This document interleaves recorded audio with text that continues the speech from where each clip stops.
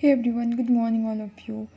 जैसा कि हम लोग जानते हैं डेली हम 2-4 टॉपिक डिस्कस करते हैं एज़ यूजुअल।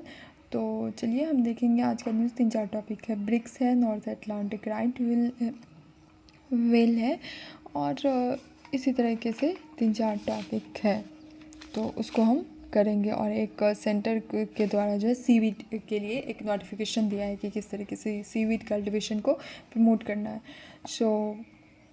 चलिए हम आज का न्यूज़ स्टार्ट करते हैं। उससे पहले आप लोग को वेरी वेरी गुड मॉर्निंग।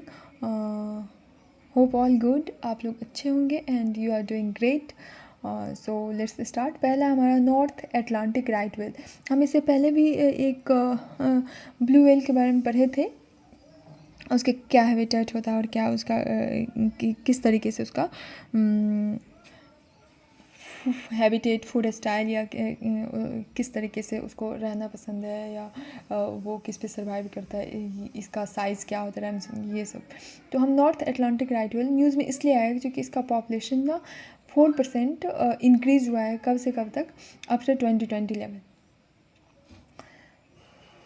अगर हम देखा जाए तो 2010 से 2020 तक 25% इसका पॉपुलेशन बढ़ा है 2020 से। लेकिन 2010 से 20 तक अगर हम देखा जाए तो इसका 25% पॉपुलेशन घटा है। तो ये मतलब फैक्ट्स है। लेकिन हम इसके बाद ना हम इसके कुछ, ये तो अभी करंट का डाटा आया और फिर अगर आया तो हम इसके बारे में हम पूरा देखेंगे कि ब्लू व्हेल क्या होता है, ये नॉर्थ अटलांटिक कहाँ कहाँ पाया जाता है। ये एक ना बैलिन व्हेल, वो लार्ज बैलिन व्हेल का ये एक स्पीसीज़ है। नॉर्थ अटलांटिक ओशन में देखने को मिलता है और ये माइग्रेटरी एनिमल मतलब क्या होता है, ये विंटर वार्म वाटर में स्पेंड करता है अपना, और जब समर आता है तो ये कूलर वाटर में फिर माइग्रेट कर जाता है वो पोल्स की तरफ जाके। तो वही है नॉर्थ अटलांटिक राइट वेल के बारे में पढ़ रहे हैं। हैबिटेट इसका देखा जाए तो राइट वेल जो है अपना अधिकांश समय वो बे के पास, पेनिनसुला के पास जो भी सेलो और कोस्टल वाटर होता है वहाँ अपना अधिकांश टाइम स्पेंड करता है। ईस्ट कोस्ट यूएसए और कनाडा के ईस्ट कोस्ट में कोस्टल वाटर में नहीं देखने को मिलता है वहाँ, जो कि इसके लिए फेवरेबल नहीं है। अगर इसके कैरेक्टरिस्टिक्स के बारे में देखें तो ये बहुत ही लो फ्रीक्वेंसी पे कम्युनिकेट करता है। जैसे इसका ग्रॉनिंग पल्स से इसका हर चीज़ का बहुत ही लो फ्रीक्वेंसी को भी ये कम्युनिकेट कर लेता है। और इसका बैलिन वेल, इसका ना ये आगे से जो फेस होता है वो गुब्बारा जैसा रहता है। राइट वेल बहुत वर्ल्ड के डिफरेंट पार्ट्स में देखने को मिलता है। सॉदर्न राइट वेल का साइंटिफिक नेम है यूबेलिना ऑस्ट्रालिस और नॉर्थ अटलांटिक राइट वेल का नाम है यूबेलिना ग्लेसस। मतलब वेल का अगर तो यूबेलिना, स्पेशली अगर वेल का नाम अगर साइंटिफिक नेम पूछे तो यूबेलिना। और भी बहुत से पिग्मी राइट वेल देखने को मिलता है। अगर आयुसीएन में देखा जाए तो क्रिटिकली इंडेंजर है, चूँकि हम 2010 से 2020 तक देखें किस तरीके से। लेकिन 2020 से थोड़ा इसका पॉपुलेशन इंक्रीजमेंट देंगे। साइट अपेंडिक्स 1 में क्रिटिकली इंडेंजर है तो थोड़ा सा इसके प्रति कंसर्न होना पड़ेगा। तो ये था नॉर्थ अटलांटिक राइट वेल के बारे में। अगला है researches in the lab near Lake Erie studied how toxic algae can damage health. Lake Erie हम पढ़े ही थे, इससे पहले भी हम मिचिगन लेक एरी, ये बहुत यूएसए और कनाडा के बीच पड़ता है ये लेक। तो रिसर्चर के द्वारा एक लैब में तैयार किया, मतलब इस तरीके से रिसर्च किया गया है कि किस तरीके से टॉक्सिक एल्गी जो है हेल्थ को हमारे हेल्थ को डैमेज कर रहा है। इसी में एक माइक्रोसिटिन होता है, ये एक जो इस बैक्टीरिया से जो टॉक्सिन प्रोड्यूस है उसको माइक्रोसिटिन, ये माइक्रोसिटिन क्या होता है हम देखेंगे। फिर उसके बाद हम लेक एरी के बारे में देखेंगे। माइक्रोसिटिन ये एक नेचुरल वाटर कंटेंट को, एक ग्रुप को ये रिप्रेजेंट करता है। जैसे ही टॉक्सिजेनिक साइनोबैक्टीरिया ब्लूम करता है और फिर उससे बहुत सारे पॉइजनिंग गैस निकलते हैं जो ह्यूमंस और वाटर में निकलते हैं, जो प्रेजेंट होते हैं वाटर में, तो जो ह्यूमंस और एनिमल्स दोनों के लिए नुकसानदायक होता है। 60 से भी ज़्यादा माइक्रोस्ट्रीन देखने के कैरेक्टरिस्टिक्स होते हैं, जिसमें लाइव स्टॉक और ह्यूमंस के लिए पॉइजनस होता है। और भी बहुत सारे टॉक्सिन्स प्रोड्यूस करते हैं जो ह्यूमन कैर्किनोजिन के लिए पॉसिबल होता है कैंसर के लिए। माइक्रोसिटिन बहुत सारे प्रोटीन फॉस्फोटेसिन और प्रोटीन फॉस्फेस एक्टिविटी में भी हेल्प करता है। लेक इरी ये fourth largest great lake Canada और यूएसए की बाउंड्री पे पड़ता है। ट्रिब्यूटरीज का डेट्रॉय, ह्यूरन, रेजिना, इरी का है ये ट्रिब्यूटरी। तो वही ये था कि लेक इरी में एक मतलब टॉक्सिक एल्गी किस तरीके से ह्यूमन हेल्थ को डैमेज करता है, एक माइक्रोसिटिन, और ये क्या है हम देखें। अगला है सेंटर के द्वारा जो है एक गाइडलाइंस नोटिफाई किया गया सीवीड्स इम्पोर्ट।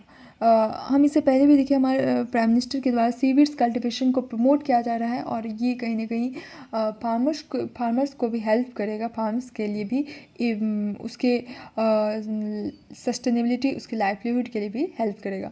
तो वही है कि इसके हाई क्वालिटी सीवीड इंपोर्ट को स्ट्रीमलाइन करने के लिए उसके सीड मटेरियल्स और जो भी कोस्टल लाइवलीहुड रहते हैं, कोस्टल फार्मर रहते हैं, उसको सपोर्ट करने के लिए सीवीड कल्टिवेशन पे जोर दिया जा रहा है। तो उसी के लिए सेंटर के द्वारा एक गाइडलाइंस दिया गया है कि किस तरीके से आपको मतलब इसमें बेनिफिट्स दिया जाएगा। तो इम्पोर्टर्स इसमें वही है कि आपको अगर ये इंपोर्ट कर रहे हैं आप सीवीड का कल्टीवेशन कर, फिर उसके बाद अगर आप इंपोर्ट कर रहे हैं तो आपको एक डिटेल्ड एप्लीकेशन सबमिट करना हो। किसको? ये सीवीड्स कल्टीवेशन किस डिपार्टमेंट के तहत आता है? ये फिशरीज डिपार्टमेंट के तहत आता है। ये एप्लीकेशन को रिव्यू किया जाएगा नेशनल कमेटी के द्वारा exotic aquatic species into Indian water के इंट्रोडक्शन इसके द्वारा रिव्यू किया जाएगा। और ये गाइडलाइन बहुत सारे लाइवलीहुड अपॉर्चुनिटी को सपोर्ट करेगा। जो भी कोस्टल कम्युनिटीज़ होते हैं, समुदाय होते हैं जो वो कोस्टल में रहते हैं, और भी उसको बहुत सारे सोशियो इकोनॉमिक अपलिफ्टमेंट करेगा फिशरीज कम्युनिटी का, ताकि उसको इकोनॉमिक रिजिलियंस हो सके। जैसे देखिए होता क्या है, कोस्टल में रहने वाले को रिजिलेंट बनना पड़ेगा, क्योंकि वह सुनामी, फ्लैश फ्लड, साइक्लोन ये सब होते रहता है। तो उसको ना ही उसका कोई परमानेंट रेजिडेंस हो पाता, ना ही उसका कोई सोर्स ऑफ इनकम उस तरीके से वो थोड़ा सा फ्यूचर को सिक्योर करने वाला हो। तो ये सीवीड इसलिए थोड़ा सा ये सोशियो इकोनॉमिक अपलिफ्टमेंट भी करेगा और भी फिर इकोनॉमिक रिजिलियंस का बात इसलिए कर रहा है, और फिशरी कम्युनिटी को अपलिफ्टमेंट करेगा। तो ये तो न्यूज़ था। हम सीवीड्स देखेंगे। ये एक तरह का मेराइन एल्गी होता है जो ओशंस में और सी में देखने को मिलता है। बहुत ऐसा नहीं एक ही कलर, इसके कलर बहुत है, ग्रीन, रेड, ब्राउन, बहुत। और इसमें ना न्यूट्रिएंट्स होते हैं बहुत सारे, विटामिन, मिनरल्स और जो भी बायो एक्टिव कंपोनेंट्स होते हैं, ये सब इसमें पाए जाते हैं सीवीड्स में। और मतलब हेल्दी होता है, न्यूट्रियस होता है, और बहुत सारे इंडस्ट्रीज़ के लिए भी वैल्यूएबल होता है, जैसे food industries, agriculture industries, cosmetics industry, pharmaceutical industry और बायोफिल। इस समय इसका बहुत ही ज़्यादा वैल्यूएबल यूज़ है। कोस्टल वाटर में ग्रो होता है, सेलो कोस्टल वाटर में ग्रो होता है। ये सनलाइट को एब्जॉर्व करता है फोटोसिंथेसिस के लिए, और बहुत सारे तरह के सीवीड कल्टीवेशन को गवर्नमेंट के द्वारा सपोर्ट किया जा रहा है, इसीलिए ताकि लोगों जो भी कोस्टल कम्युनिटी उसका अपलिफ्टमेंट हो सके। एप्लीकेशन जैसे इसका नेचुरल फर्टिलाइजर में भी इसका काम होता है। सॉइल के कंडीशन को मतलब सॉइल के कंडीशन को भी अच्छा बनाता है कि आपका क्रॉप साइकिल जो है आप अच्छे से आपका रोटेशन, क्रॉप साइकिल का रोटेशन हो पाएगा। ये मतलब आप कोई भी अगर क्रॉप लगाने इसके बाद, तो वो क्रॉप्स के लिए न्यूट्रिएंट्स होगा, वो हेल्पफुल होगा। फूड एडिटिव और स्टेबलाइजर में हेल्प करता है, कॉस्मेटिक्स और फार्मास्यूटिकल में हेल्प करता है, और क्वालिटी सीड स्टॉक को भी इंश्योर करता है। बहुत सारे इंपोर्ट परमिट दिया है कि आप 4 वीक्स के अंदर आपका इंपोर्ट का परमिशन 4 वीक्स के अंदर दे दिया जाएगा। तो ये था हमारा सीवीड कल्टीवेशन, किस तरीके से गवर्नमेंट के द्वारा इस पर फोकस्ड किया जा रहा है, किस तरीके से ये सोशल अपलिफ्टमेंट करेगा, जो भी कोस्टल लाइवलीहुड को भी सस्टेन करेगा, सपोर्ट करेगा। तो सीवीड कल्टीवेशन पर इसलिए सेंटर के द्वारा नोटिफिकेशन दिया कि आप इस तरीके से इंपोर्ट कीजिए, आप पहले कल्टीवेशन कीजिए, फिर इंपोर्ट कीजिए, फिर आप उससे सोर्स ऑफ इनकम कमाइए। अगला है ब्रिक्स समिट 2024, जो कि मोदी जी के द्वारा रसिया हाल ही में 23 अक्टूबर को विजिट किया गया था। वहाँ मतलब वहाँ के प्रेसिडेंट व्लादिमीर पुतिन से बातचीत हुआ, वार्तालाप हुआ। और ये 16th ब्रिक्स समिट अटेंड करने के लिए, और ये हुआ कजान, कैपिटल ऑफ टैटरिस्तान का कैपिटल है कजाकिस्तान, वहीं पे। और यहाँ बहुत सारे मुद्दे पे बात हुआ है, जैसे साइबर सिक्योरिटी के बारे में बोला गया, डाटा गवर्नेंस, ट्रेड और इकोनॉमिक कॉपरेशन का बात किया गया, क्लाइमेट और एनर्जी का बात किया गया, हेल्थ और साइंस का बात किया गया, कॉपरेशन, कंपटीशन और टैक्स कॉपरेशन का बात किया गया। थीम इम्पॉर्टेंट हो जाता है, थीम है strengthening multilateralism for just global development and security. Theme कोई भी समिट हो, कोई भी इम्पोर्टेंट डेज हो, थीम इम्पोर्टेंट है। और इसमें बायलैटरल मीटिंग हुआ, दोनों तरफ से वार्ता हुई, दोनों यहाँ के इंडिया के प्राइम मिनिस्टर के द्वारा और रशिया के प्रेसिडेंट के द्वारा। ब्रिक्स अगर हम एक्रोनीम देखें तो Brazil, Russia, India, China, South Africa. BRICS पहली बार जिम ओ'नील के 2012 में क्वाइन किया गया इसके द्वारा, और फिर 2006 में ब्रिक फॉरेन मिनिस्टर के द्वारा इसको फॉर्मलाइज किया गया। फिर साउथ अफ्रीका, पहले ब्रिक था, फिर साउथ अफ्रीका जब 2006 में ज्वाइन हुआ तो फिर ब्रिक्स बन गया। एक्सपेंशन जैसे जोहान्सबर्ग डिक्लेरेशन 2023 में आया, जिसमें फिर 5 कंट्री ऐड हुआ है, इजिप्ट, इथियोपिया, यूएई, ईरान और सऊदी अरबिया मुहर नहीं लगाया। अगर सऊदी अरबिया अगर लगा देता है तो वो कहीं ना कहीं बहुत हेल्पफुल होगा। 44% वर्ल्ड्स का क्रूड ऑयल प्रोडक्शन इससे ब्रिक्स मेंबर्स से ही हो जाएगा। तो याद रख लें, ये 5 नए मेंबर जो 2023 में ऐड हुए हैं, ये जोहान्सबर्ग डिक्लेरेशन इंपॉर्टेंट है। और अर्जेंटीना तो दिसंबर 2023 में ही विड्रॉ कर लिया था, और अभी प्रेजेंट 9 मेंबर। अगर सऊदी अरेबिया अगर ज्वाइन हो जाता है तो 10 हो जाएगा। अगर हम देखा जाए तो ये ब्रिक्स मेंबर के द्वारा 45% वर्ल्ड पॉपुलेशन का रिप्रेजेंट करता है। इसमें जो भी कंट्री हैं, ब्राज़ील, रसिया, इंडिया, चाइना, साउथ अफ्रीका और फिर बाद में ये 4 जो ऐड हुए हैं, तो अकेले ये इसके द्वारा 45% वर्ल्ड का पॉपुलेशन मतलब अकेले ये सब मेंबर के द्वारा है। और इकोनॉमीज़ अगर देखा जाए तो कितना ट्रिलियन, 28 ट्रिलियन डॉलर इस मेंबर के द्वारा इतना का इकोनॉमी है। अगर ग्लोबल जीडीपी की हम बात करें, 28% ग्लोबल जीडीपी सिर्फ ये ही कंट्री शेयर करता है। अगर सऊदी अरबिया ज्वाइन कर लेता है तो ब्रिक्स का जो है कंट्रोल हो जाएगा 44%, दुनिया के 44% क्रूड ऑयल प्रोडक्शन पर। अगर इनिशिएटिव हम देखें तो बहुत सारे इनिशिएटिव है। कंटिजेंट रिजर्व अरेंजमेंट 2015 में आया था, न्यू डेवलपमेंट बैंक आया था, ब्रिक्स इसी के द्वारा ब्रिक्स के द्वारा इनिशिएटिव आया था।